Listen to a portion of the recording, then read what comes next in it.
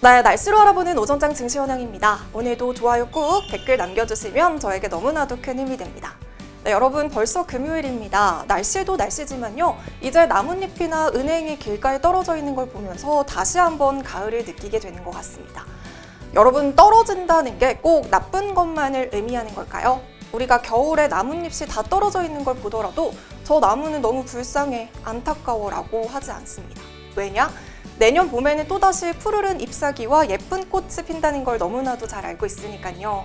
요즘 장이 정말 안 좋죠. 우리 3월에 코로나 팬데믹 당시에도 증시가 엄청나게 빠지면서 힘들었지만 그래도 결국엔 어땠나요? 올랐죠. 떨어진다는 것은 머지않아 다시 활짝 피어나고 쭉 오른다는 것을 의미하고 있다는 걸 기억해 주시고요. 오늘도 즐거운 금요일 보내시면서 한 주 마무리하셨으면 좋겠습니다. 네, 그럼 9월 25일 증시 기상도 시작할게요. 네, 먼저 맑은 날씨를 보여주고 있는 지역에는 빅텍과 한샘, 보합권에는 삼성중공업, 흐린 날씨에는 카카오게임즈와 SK텔레콤 위치해 있습니다. 네, 그럼 전체적인 종목을 한눈에 볼 수 있도록 표로 정리해봤습니다. 화면으로 살펴보시죠. 네, 먼저 빅텍으로 증시 기상도 문을 열어볼게요. 어제 언론과 인터넷에 계속 보도가 된 사건이 하나가 있었죠. 바로 연평도에서 실종된 공무원이 월북을 시도하다가 북측의 총격을 받고 숨졌다는 소식이 전해졌습니다. 국방부에 따르면 지난 22일 해양수산부 소속이었던 어업지도선 선원 A씨가 소연평도 남방 2km 지점에서 실종됐다는 신고가 해양경찰에 접수가 됐습니다. A씨는 업무를 수행하던 중 실종이 된 건데요. 이후 해상에서 표류하던 A씨는 원거리에서 북측의 총격을 받고 숨진 것으로 전해졌습니다.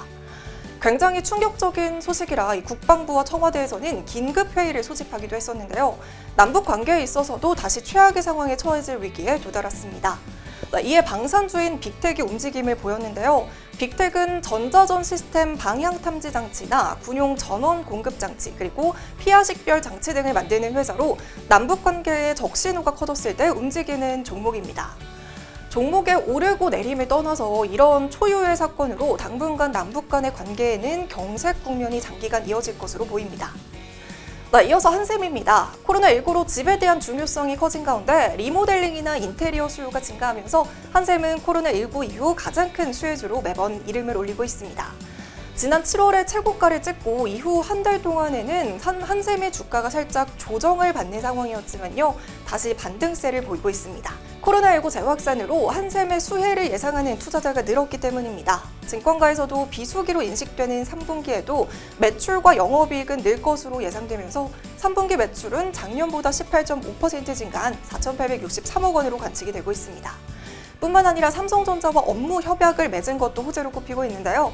한샘은 삼성전자의 오프라인 매장인 디지털 플라자의 공간 일부를 쇼룸으로 꾸며서 제품을 소비자에게 선보일 전망입니다.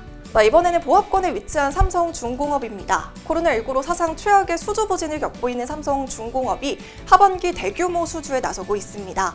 원유 운반선을 시작으로 모잠비크와 러시아 액화 천연가스 프로젝트에서 대규모 LNG 운반선 수주가 성사될 것이라는 기대가 커지고 있기 때문입니다. 조선업계에 따르면 삼성중공업은 최근 유럽 지역 선사 2곳으로부터 원유 운반선 4척을 수주했습니다. 구체적인 수주 규모는 밝히지 않았지만요. 현재 수에즈막스급 탱커 선박 가격이 1척당 5,500만 달러인 점을 감안할 때 약 2,600억 원 선으로 추정하고 있습니다. 비록 이번 수주를 합쳐도 삼성중공업의 올해 누계 수주 금액은 10억 달러로 연간 목표 84억 달러의 12%에 불과하지만요. 수주 부진을 겪고 있던 삼성중공업 입장에서는 호재입니다. 삼성중공업은 하반기 LNG선 수주를 통한 반전을 기대하고 있습니다. 이번에는 카카오게임즈인데요. 카카오게임즈가 지난 10일에 상장된 이후 따상상을 기록하면서 코스닥 시총 3위까지 올랐지만 이후에 계속해서 내리막을 걷고 있습니다.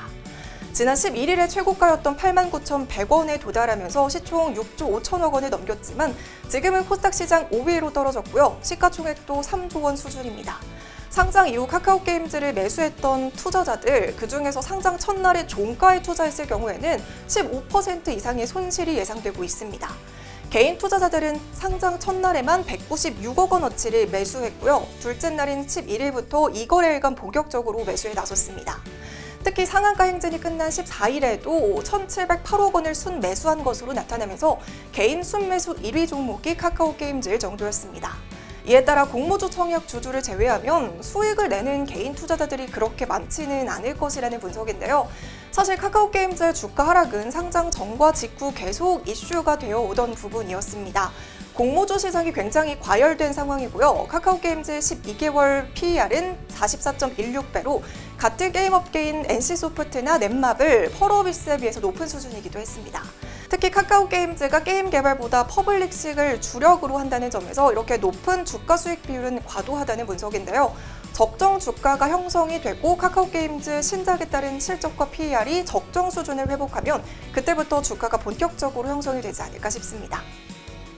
네, 마지막으로 SK텔레콤입니다. 최근 미국에서 니콜라 기업에 대한 사기 의혹이 불거졌었죠.